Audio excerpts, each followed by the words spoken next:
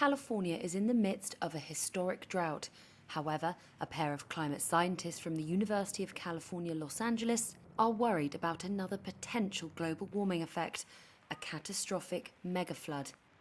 In their new study released on Friday, researchers Xingying Huang and Daniel Swain found that the likelihood of an event capable of producing catastrophic floods has doubled. An event that once would happen one time in 100 years might now occur every 50 years. Dr. Daniel Swain explained the need for a change in public perception about the issues caused by climate change. California is a place that has experienced so much drought and wildfire, so more water scarcity than flooding in recent years. And so there's been a focus both in the public sphere and in the public policy world on not having enough water.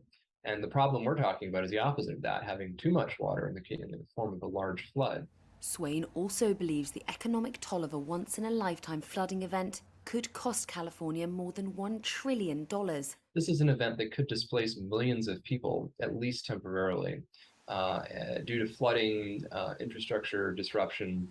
It's something that would affect most of the major economic sectors in California simultaneously. So although we don't have the numbers yet for these particular scenarios, it's pretty clear that it would be a very high impact event across a broad region. For a state that has endured extreme drought and wildfire conditions, Swain is urging officials to look at the other side of the hydrological coin. If you will, pit one against the other. Use floods to mitigate drought risk and use droughts to mitigate flood risk. And one way to do that potentially is to build a water conveyance and flood control system where you can reroute episodic floodwaters to places where they won't cause much harm, so divert them away from populated areas or critical infrastructure into places where they might be able to recharge overdrafted groundwater aquifers, thereby increasing our resilience to the droughts that follow.